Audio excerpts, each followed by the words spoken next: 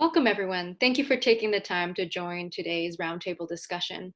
I'm Danielle Wong, and I'm an assistant professor in the Department of English Language and Literatures at UBC. I'm moderating today's panel with two very important people, Sue Shen and Amanda Wan, who are staff with the Asian Canadian and Asian Migration Studies program. Without them, this event wouldn't be happening. This roundtable was also made possible through funding from the Peter Wall Institute for Advanced Studies.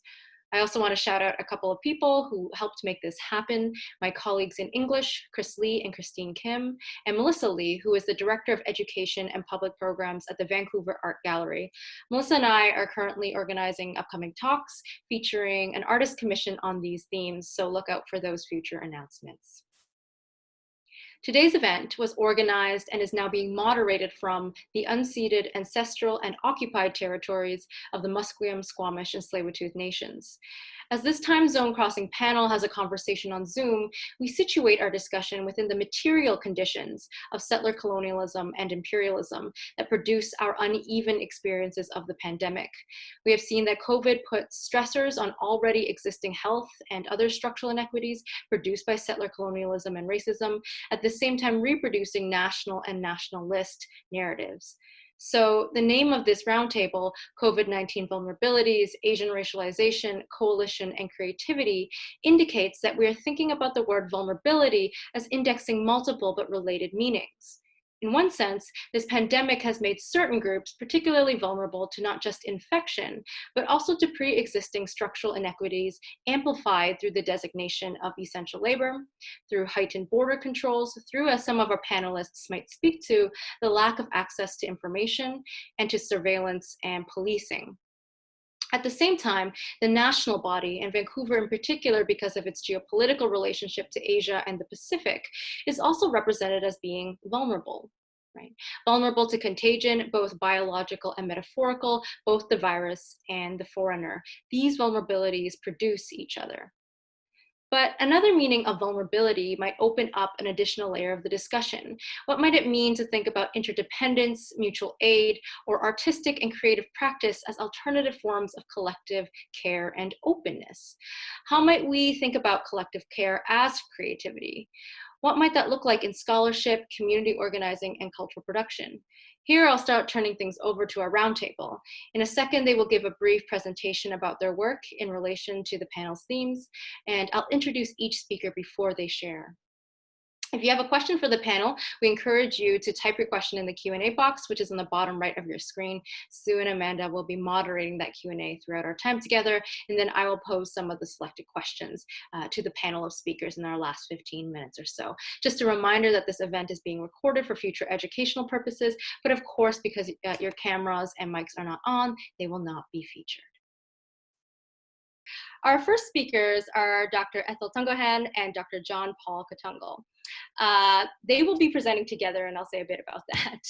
Dr. Tungohan is a Canada Research Chair in Canadian Migration Policy, Impacts, and Activism, and Assistant Professor in the Department of Politics at York University. She is a big proponent of socially engaged research and has collaborated with community organizations on many research projects. Currently, she is collaborating with the Migrant Resource Centre Canada and Gabriella, Ontario, on a project looking at the experiences of Filipina care workers during COVID-19 using photo voice and participatory action research methodologies.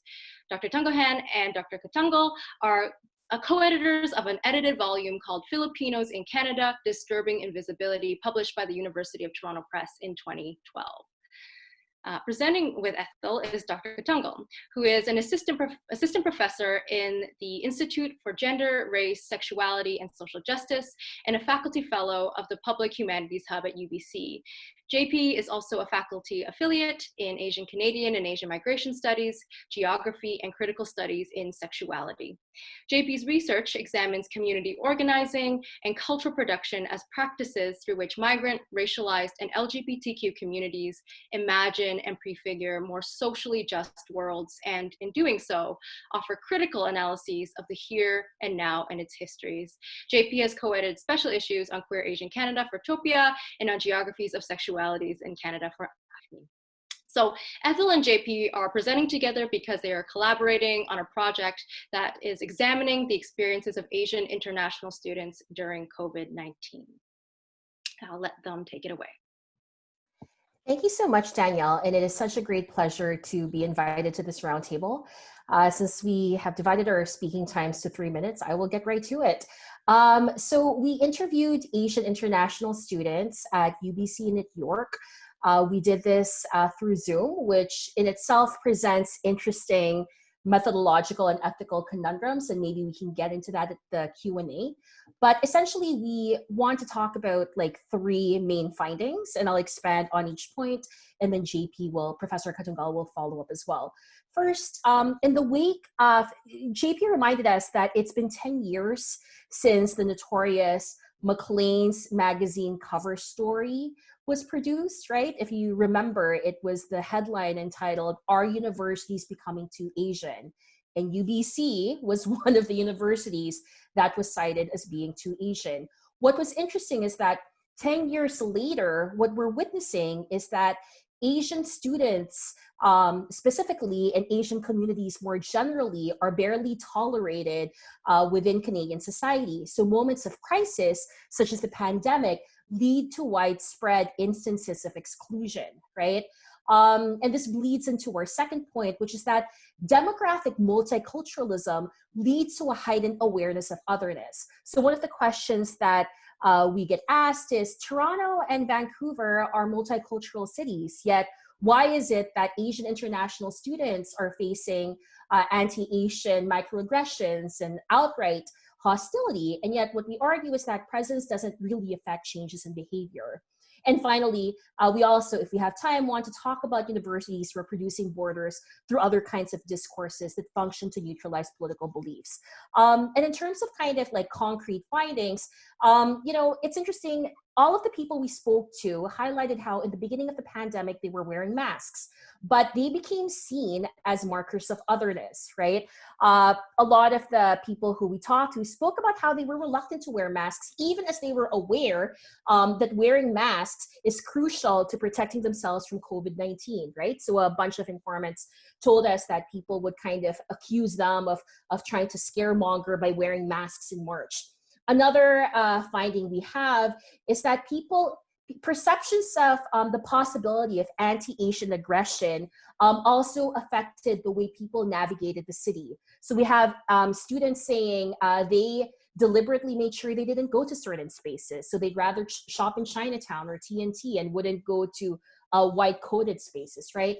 And finally, there is a lot of mental health challenges facing international students as a result. Not just because of COVID-19, not just because of anti-Asian racism, but also because of bordering and border practices. A lot of students were worried about their visa status. A lot of students were worried about their ability to access healthcare in Canada. Like, some of the students asked, would Canadian health authorities prioritize citizens and not students? So there's this endemic like atmosphere of fear that affected the lives of international students.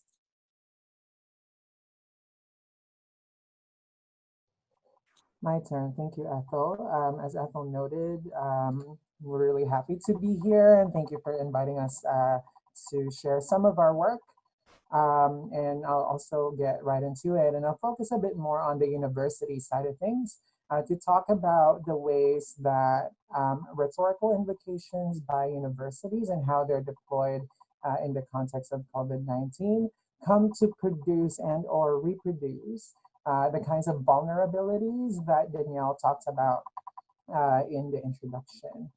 Vulnerability here referring mostly, at least in our research, to the ways that particular bodies and communities and geopolitical locations come to be racialized and therefore rendered more vulnerable to the continuation and reiteration of racism, of violence, and other kinds of other iterations of violence, not just bodily, but also discursively.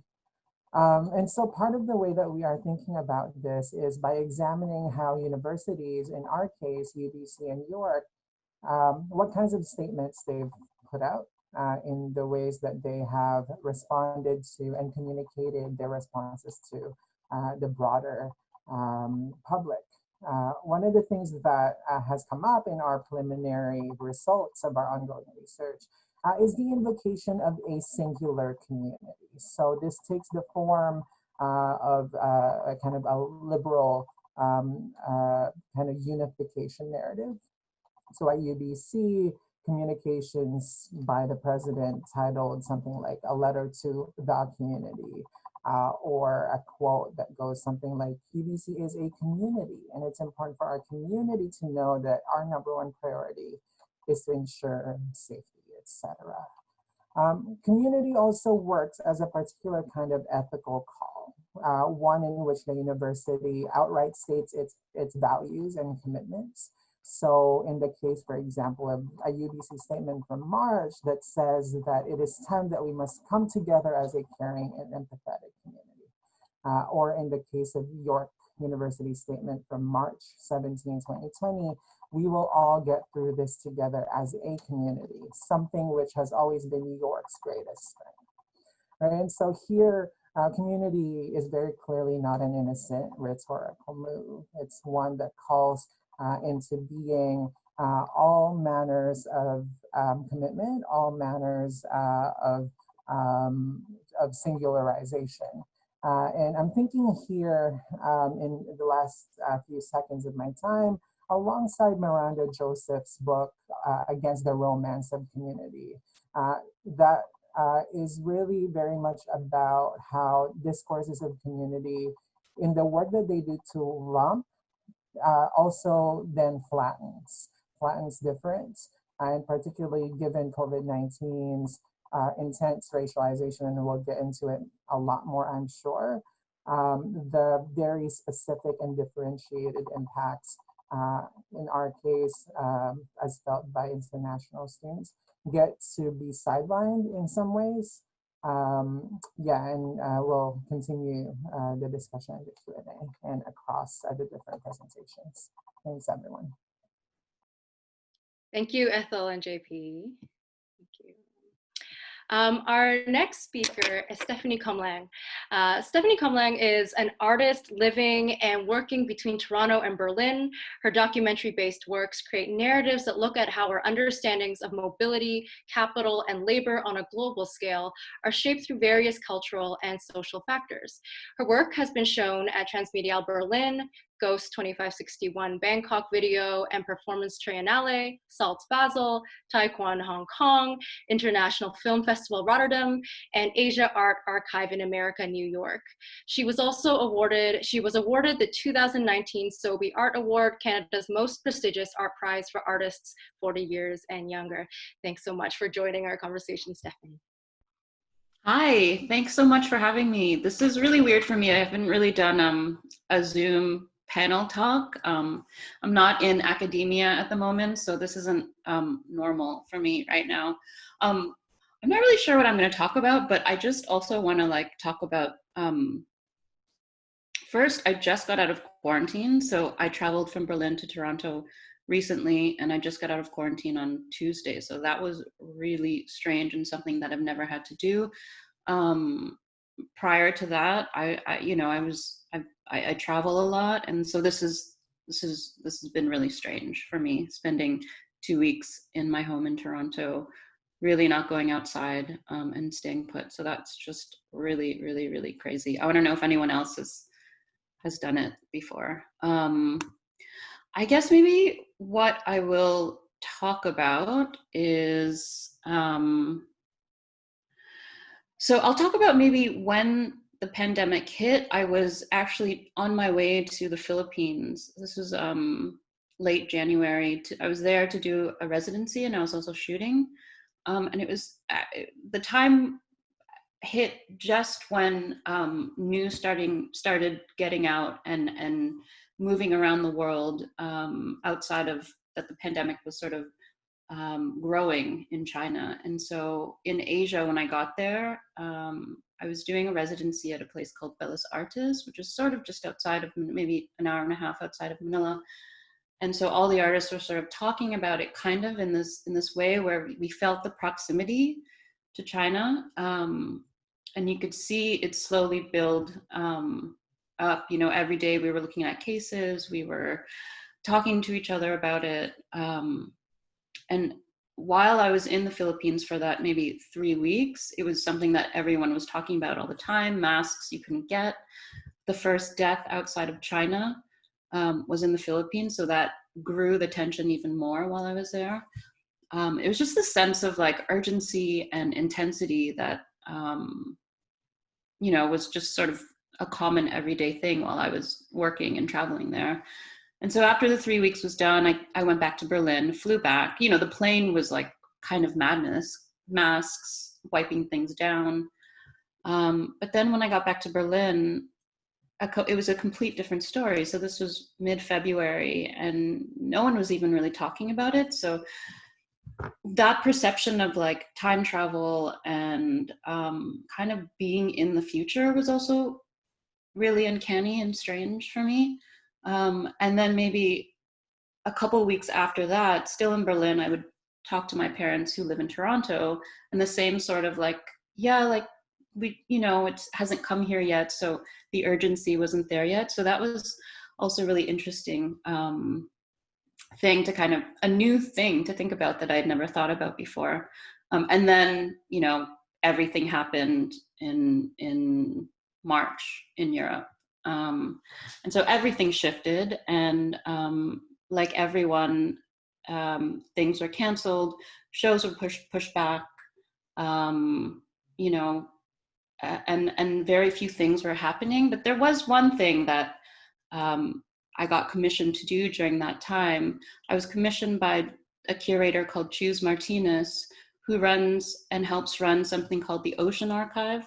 And she asked me to make a video piece, and she said that I could use images and footage that I had already have, but I should make something in response to the virus in relation to the ocean. So at the time I was looking a lot at Filipino seafarers who were stranded in their ports, staring at their homes, but couldn't return to them. And this was something that seemed so insane to me, you know, being able to look at your home but not be able to return to it. So I ended up making a 5-minute short video from the perspective of a Filipino seafarer and what that must have been like. It's called Diaspora ad Astra, and it's at oceanarchive.org if you want to look at it.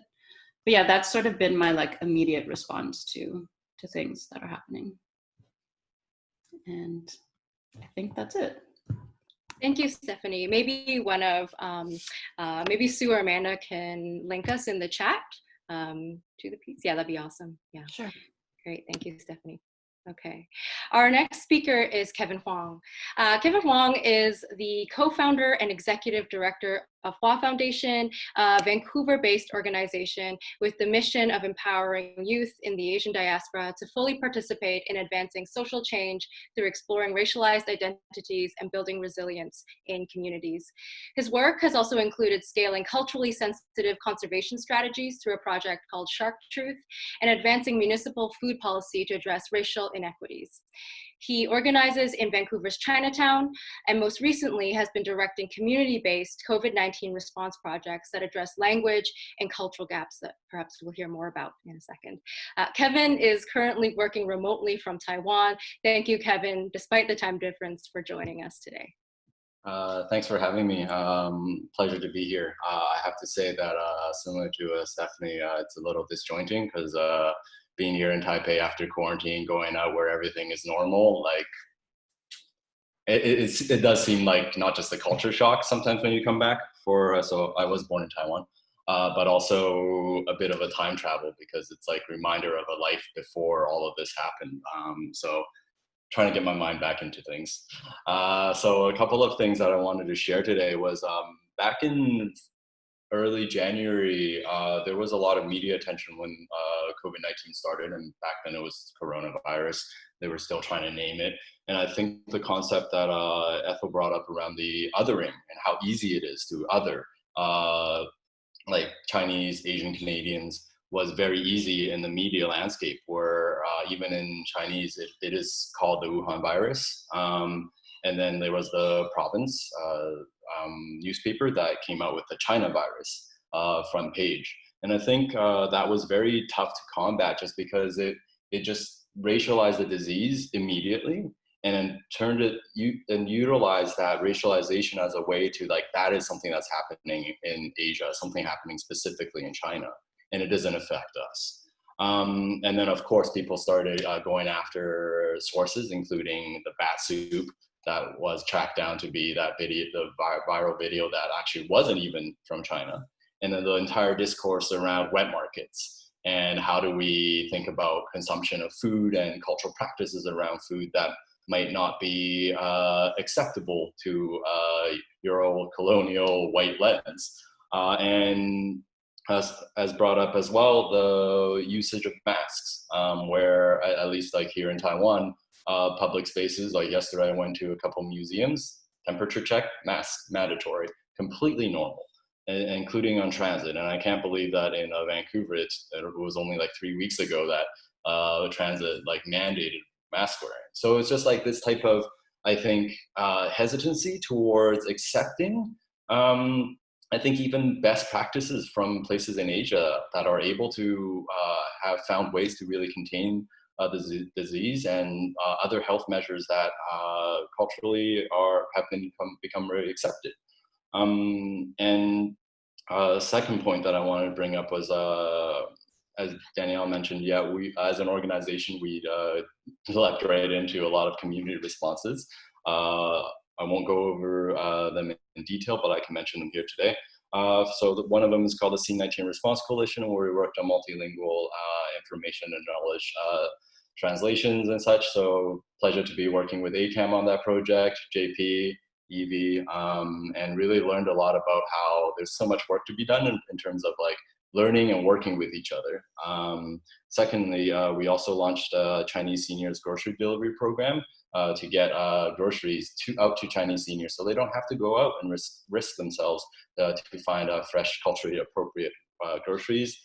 And actually launched today publicly as a translation project that was learned from a lot of lessons from the C19 Response Coalition work, to try and translate the government's small business aid and supports in, I believe, 4 or 5 languages, even step-by-step guides on how to apply for these government aid programs. And finally, we were involved in Chinatown Seniors Pre-Made Meal Project, where, again, seniors in SRO buildings, so single resident occupancy buildings that did not have kitchens, we didn't want them to go out to find food with the restaurants closed, so we delivered 3 meals a day to them that are culturally appropriate. But in terms of vulnerabilities from a lot of these projects that we identified and reflecting and learning from, one is definitely the model minority, about how easy it is to take away your I would say acceptability into Canadian society as a racialized person. And we saw that with the media landscape. A lot of our work and response work revolved around language and information silos. Here we have like certain family members getting information from overseas and getting health information, with the Canadian government recommending something else. And how do you think about what's best for yourself when you have such difference in recommendations between health authorities? And thirdly, the lack of solidarity, understanding, and organizing between racialized groups as a product of white supremacy is something that I feel is a huge vulnerability for us as racialized people. And I'll leave it at that, and hopefully contribute more during the Q&A. Thank you. Thank you, Kevin.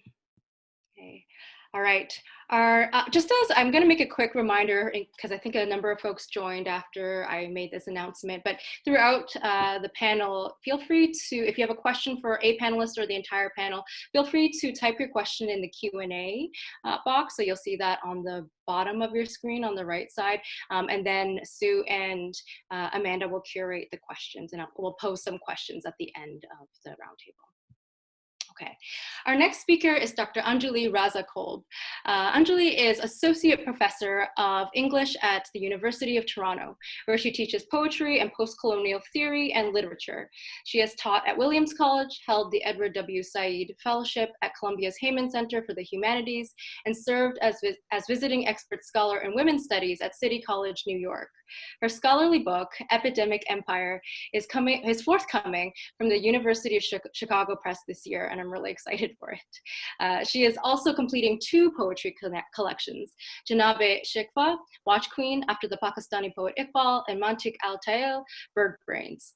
Her poems, essays, and translations from Urdu have appeared or are forthcoming in the Los Angeles Review of Books, Boston Review, Triple Canopy, the Poetry Foundation, and many, many more. Thanks, Anjuli. Thank you, Danielle. I'm gonna apologize in advance. I've like written out a little bit of a talk, so sorry. This is a little bit of a different tone than others, but that is, I don't want to give the impression that I'm not open to like full discussion. So here I go. I'm gonna begin tonight by dropping a bunch of facts on you, because this is the stage I'm at in terms of information gathering regarding extremely recent developments and critical points of pandemic vulnerability and intensity. I'm gathering information right now just at the tail end of finishing a book. And when I say finishing, I mean I sent my proofs yesterday. So really just finishing a book about epidemics and imperial history, because it's kind of an unending project to think, rethink, and reassess in an ongoing way what this crisis and what this pandemic means, how we delimit it temporally and geographically, and how it means differently to different populations. These facts are mostly drawn from the UNHCR data, United Nations High Commission on Refugees, the recent Brown University Watson Institute study of displacement caused by the United States post 9/11 wars, and from the last day's news about the 6 Afghani refugees who are accused of having started the fire at the Moria refugee camp in Lesbos a little over a week ago in protest against the COVID-19 confinement to which they were subject. Here are the facts. Moria was Greece's largest refugee camp. It was designed for 3,000 people. An estimated 13,000 asylum seekers lived there and have since September 8th last week been further displaced onto streets and into retail parking lots. The Guardian estimated a 19,000 person population in January. Of the refugees who have come through Moria since 2015, 850,000 in that year alone. Most are Afghani and Syrian. Moria was estimated to be over 40% Afghani refugees last year at this time, and a higher percentage at the time of the fire last week, when at least 400 unaccompanied children were displaced among the over 12,000 total displaced. The Brown study that I mentioned above, and I can send a link in the chat later, first authored by anthropologist David Vine, posits a low-end estimate of 37 million people displaced by the US-led war on terror since 2001, with an upper-end estimate, including countries with smaller but connected zones of conflict, of 59 million people. Last fact. From the start of the war on terror to 2013, Afghanistan had the largest refugee population in the world, with 3 million displaced to Pakistan alone, and another 3 million internally displaced people.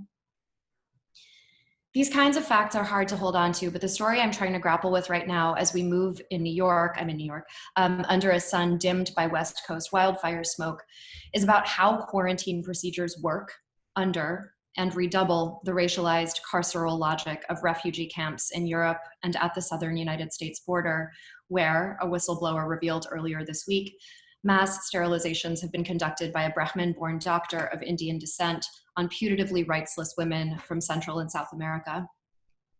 What exactly is a refugee, and how does the white supremacist war machine of the United States create this substatus human being as a function of its racial logics? How does the European Union, with its closed borders, ossify these logics in the ostensibly neutral legal space of immigration policy? The men who started the fire at Moria cited unlivable conditions, confinement, the camp as prison. Their reasons for burning this hellscape to the ground are, if not defensible, at least understandable. Few people have moved on from the holding place of the island to mainland Greece and beyond. Few who remained at Moria saw any hope of asylum, let alone a livable life or meaningful work. A small number of COVID-19 cases, reported to be about 35, led to the lockdown of the site. With little available medical care, the camp was certainly a profoundly vulnerable space for a more widespread infection, But the community on Lesbos surrounding Moria was already treating the space like it was under quarantine, calling on Greece to resettle and remove the residents and return life to normal. There's a gap these days between the pathologization of brown bodies, Central and South American, Black, South and Central Asian Muslim, and the pathologization of East Asian bodies, Chinese in particular. I'm aware that I'm introducing a swerve into a kind of implicit meaning of Asian racialization in North America by bringing us away from the Trumpian discourse of Wuhan flu or Chinese flu and the crucial revival of yellow peril tropes over the last 6 months or so. It's not because I'm uninterested in these things, and I hope we talk about them more, as we've already heard from the fellow panelists, but rather because I've written about them fairly extensively, as have other better critics. And I'm thinking here of Kathy Park Hong's essay in the New York Times from back in March, which I think is amazing. I also want to note in parallel, I think with others here tonight and from the discussion that we're about to have, that Asian racialization in North America is inseparable from anti-Blackness and Islamophobia, although these movements don't necessarily work in parallel, nor do the translations work in reverse. That is to say, Asian North Americans are racialized in relationship to and often to the detriment of Black North Americans and Muslim North Americans, although all three processes of racialization, sometimes overlapping and sometimes not, begin with the white state's ravenous consumption of putatively disposable labor at all levels, and I include academic labor in that category as well. I want to braid in these most recent developments in Moria with our conversation tonight. In the interest of solidarity and in recognition of carceral archipelagos, we must bear witness to and fight with all our available energy, not just historical archipelagos that link us to, say, Japanese internment, but also to those in the present that connect detainment facilities in Dili, Texas, to Uyghur camps in China, and the North American prisons that confine, abuse, and disenfranchise millions of Black and Indigenous Americans in states of profound, troubled, inhumane vulnerability to this pandemic and others. Moria was made to quarantine Muslims from Europe far before COVID-19 cases broke out there. This anticipatory cynicism, as I've written about in my book, has structured every moment of racial becoming in the white world since 2001 in ways that build on colonial histories of population management and disease containment as a justification for empire. To end, a small prayer. May we make home for the people our governments have wronged and displaced. May we learn new solidarities. May all prisons burn.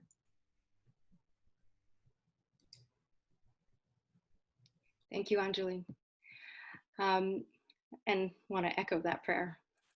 Our next speaker is Tina Pang. Tina is curator, Hong Kong visual culture at M+, part of the West Kowloon Cultural District. Prior to joining M+, in 2014, Tina was curator at the University Museum and Art Gallery of the University of Hong Kong, an honorary assistant professor in the Department of Fine Arts, where she taught museum studies and Chinese material culture. In 2010, she received the Lee Hai-san Foundation Fellowship from the Asian Cultural Council to research curatorial practices in the United States. Recent curatorial projects have included the M+ Pavilion exhibition, Ambiguously Yours, Gender in Hong Kong Popular Culture. That was in 2017. She is currently leading the team preparing the museum's inaugural exhibition of Hong Kong visual culture. Thank you for joining us, Tina. And again, thank you for doing this in the early morning for you. Well, thank you for the invitation. I feel like I'm coming at this from a very different perspective. I'm going to probably echo a little bit of what Kevin has said. Certainly in Hong Kong, we've gone through a number of waves, but I'm going to take us all back to 2003 when we had the SARS pandemic. And I think that that has really covered the response in Hong Kong to COVID. But I should also say that we're on a very rapid journey in Hong Kong. We've been already through our third wave and anticipating the fourth wave. And like in Taiwan, I think we'll talk a little bit about, I've been thinking a lot about contagion and how we consider our relationship with our neighbors and other parts of the world. So of course, Taiwan has been exemplary in actually closing borders. It doesn't let anyone in. And so there is a possibility to sort of create an island of normality. Hong Kong has done this partially, but of course we share a border with China. And so right at the beginning, this idea of contagion was very much, as it was in SARS time, very much coming from the north. And there was a sort of, a kind of hesitancy, a kind of caution about travelers coming back from China, travelers, of course, when everything blew up here, it was around the time of Chinese New Year when you have mass movements of people. So that was the first moment when we had, this kind of fear of the Chinese border, in a sense. And that's coming on top of the protests, of course, from last year. So this is all folding into a very different relationship with Chineseness. And then the second wave was really about a whole other experience of people coming back from places that had, as Kevin noted, places that are not willing to be open to the experiences and best practices that have been found to work in Asia. So face masks, hygiene measures, temperature taking, so on. So we were experiencing an influx of people coming back from school, especially in the US and the UK. And so the second wave was really precipitated by a lot of incoming returnees coming back from the UK and the US primarily. And so there's this inversion of this idea of contagion. And I won't get into the more recent issues with Filipinos coming back from the Philippines, starting new contracts and having to quarantine in actually very poor conditions in crowded guest houses, and outbreaks occurring there. Which is quite similar to what's happened, I think, in Singapore, which is highlighting certain kind of labor issues in Hong Kong. I think that, we've never had a full lockdown in Hong Kong, but there's certainly been a spotlight on, in the early part of the pandemic, how Hong Kongers have been received outside of Hong Kong. And inversely, I think, uptake of health measures here was very fast and very widespread. I think people really fully understand, coming on top of SARS, what we needed to do. And so we've never had a full lockdown, but there has been recently a lot of attention on certain kinds of behaviors that I would say seem to indicate kind of they're more Western driven behaviors. So bars and nightclubs and things like that, places where people are in close proximity in an indoor place where there is a lack of inhibition. So those venues in particular have been targeted for closure or limitations. I'll talk just very briefly about, because the museum that I work at, it's opening next year, and Kevin mentioned that visiting a museum, and the museums here have instituted a really prudent campaign of time ticketing, pockets where 2-hour sort of pockets of visiting, between which there is a half-hour period of cleaning the museum. And, it's really highlighted, as has been noted elsewhere in the world, highlighted how, who we consider to be essential workers, who become the kind of primary frontline workers in a time like this. It's really sort of highlighted that, that kind of labor issue. And I would guess more directly in terms of my work in preparation for the opening of the museum, of course, we're all thinking about programming and how we can program in a way that is relevant to our communities, where we build resilience and where we are dealing with things that really can address what people are concerned about on a day-to-day basis. So it will also impact on all museums, I think, in terms of the idea of the blockbuster exhibition. We can't, I think those days of massive traveling shows are probably going to be probably going to be rethought both in terms of sustainability, but also in terms of need. I feel that museums are all now beginning to think about what is it we need to do, how do we serve our communities. Thank you. Thank you, Tina. Appreciate that. Thank you. Our last speaker is Yivi Trong. Yivi is a second-generation Vietnamese settler living on the occupied lands of the 3 title-holding nations, Musqueam, Squamish, and Tsleil-Waututh. As the co-founder and community and public engagement coordinator of Bao Vei Collective, her work is centered on creating ethical research practices, information justice, and grassroots organizing. Bao Vei Collective is a group of grassroots community organizers working to empower Vietnamese youth in creating more equitable communities. The collective was co-founded by Mimi Nguyen, Kathy Tai, and Yivi, with the aim of engaging Vietnamese youth across Canada in conversations about civic engagement. Yivi will be attending UBC for her Master's of Library and Information Studies in January. Congrats, Yivi. Thank you. Hi, everyone. Before I start talking about myself and the work that we do at Bao Vei Collective, I just want to say thank you again to all the organizers who had the hand in creating this event today. So thank you, Dr. Danielle Wong, for inviting me to speak, but also Su Shen and Amanda Wan, whose work I want to acknowledge here as well. The fact that we as discussion panelists get a chance to talk and reflect on our own work during this time is because of the organizers who've crafted this space for us. So thank you. I also wanted to say that while I'll be speaking on both my personal experiences in community organizing, as well as representing the work at Bao Vei Collective, the knowledge that I'm sharing with everyone here today is because of the people I continue to learn from and with. So my thoughts have been informed by and as a reflection of the people that I'm in community with, such as people like Mimi Nguyen and Kathy Tai, as well as other people who are doing really essential and vital work at this time.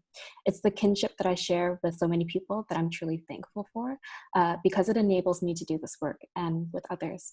So to introduce myself again, my name is Yivi Trong, and I'm the co-founder and community and public engagement coordinator at Bao Vei Collective, which I started with Mimi Nguyen and Kathy Tai earlier this year in March. Although my friendships with the both of them have predated our work through BBC. So having only begun in March this year, I would say that we've been incredibly fortunate to have the kind of support and momentum that we do now. It started when I was chatting with Mimi and Kathy in our group chat, and Mimi was helping her dad apply for employment insurance because that was when, in March, because that was when COVID-related city lockdowns in Vancouver started, as well as where a lot of people were having doubts or insecurity surrounding their employment status. So while I don't have personal experience with applying for EI, Kathy also said that she did because a month prior she had helped her mom apply for EI. And so while we were chatting, Kathy even had mentioned that as she was looking through the application process with her mom, even as an English speaker, it was difficult for her to navigate the process as well. As children of immigrants and whose parents struggle with English, I think it's a very common task to be the family translator. And so this was just another example of having to fulfill that role. As we were talking more, I think the three of us became increasingly frustrated with the fact that these federal aid programs were not accessible to so many people, especially because, as we found through the past couple of months, migrant labor has been at the forefront of essential services, and yet it's also that these people such as our family members, who are the last to access these resources. So now, not only were we concerned about whether or not people within the Vietnamese community would be able to apply for these programs, we were also very concerned with other youths who were struggling to assist their families as well, again, playing that role of translator.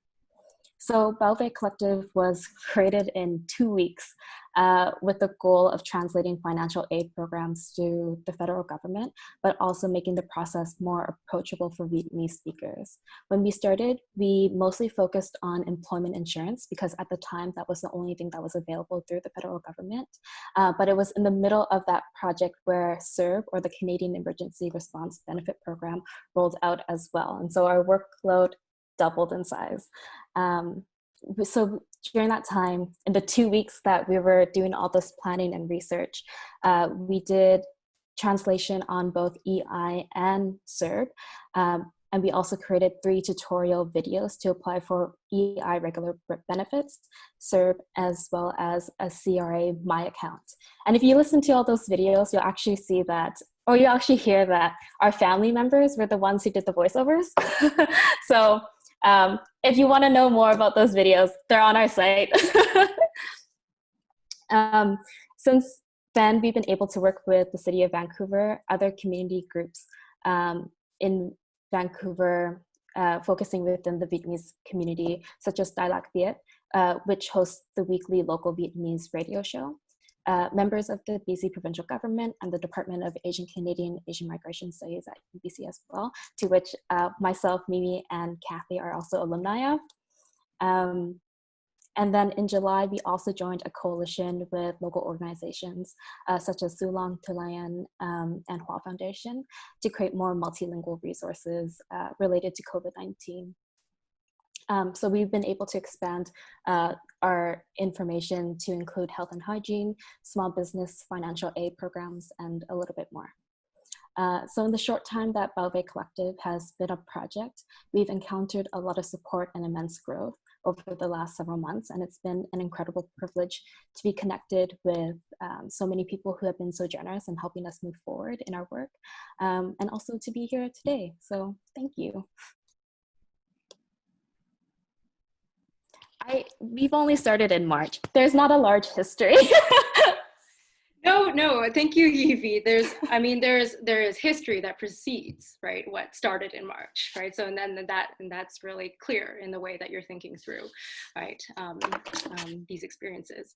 Okay, I'm gonna thank you to our panelists for this first round of conversations. I'm gonna pivot to a different format. I see that questions are coming in, which is great. Just another plug. If you have a question for a panelist or for the panel, at the whole panel, you can type your question in the Q&A box, and we will continue moderating it and ask some questions at the end.